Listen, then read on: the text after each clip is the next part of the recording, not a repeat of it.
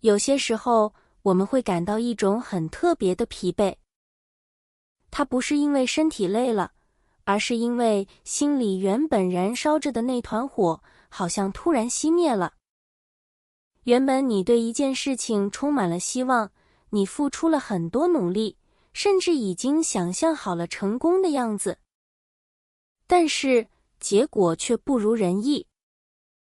也许是一次搞砸了的面试，也许是一个很久没有回音的申请，或者是一次又一次的小失败。就在那一刻，你会觉得身体里的力气被抽走了，不想说话，不想动，甚至不想再试一次。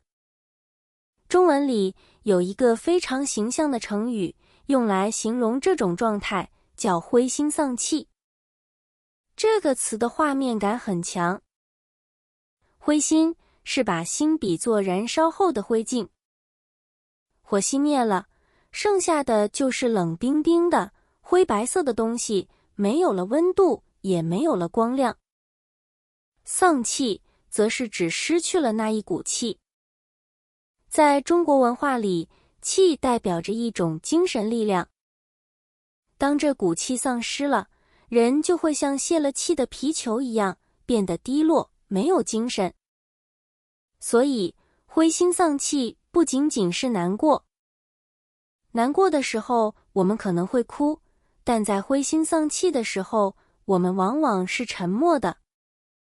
它是一种放弃的冲动，觉得无论自己在做什么，好像都没有用了。我们在生活中其实很难避免这种感觉，特别是在我们对某件事寄托了很大希望的时候，失望带来的打击也会越大。这时候，周围的人可能会劝你说，不要灰心，振作起来。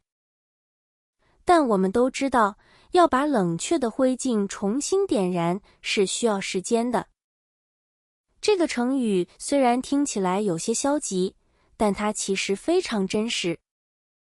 它提醒我们，人的能量不是无限的。当我们感到灰心丧气时，也许是身体核心里在发出信号，它在告诉你，现在的火灭了，你需要停下来休息一会儿，而不是强迫自己立刻重新燃烧。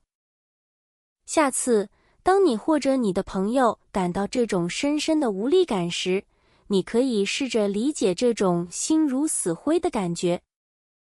承认自己此刻是灰心丧气的，其实也是一种诚实。毕竟，只有承认火灭了，我们才能静下心来去寻找新的火种。